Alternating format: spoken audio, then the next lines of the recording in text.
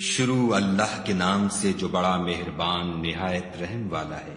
ان سرپٹ دوڑنے والے گھوڑوں کی قسم جو ہانپ اٹھتے ہیں، پھر پتھروں پر نال مار کر آگ نکالتے ہیں، پھر صبح کو چھاپا مارتے ہیں، پھر اس میں گرد اٹھاتے ہیں، پھر اس وقت دشمن کی فوج میں جا گھستے ہیں کہ انسان اپنے پروردگار کا احسان ناشناس اور ناشکرا ہے، اور وہ اس سے آگاہ بھی ہے۔ وہ تو مال کی سخت محبت کرنے والا ہے۔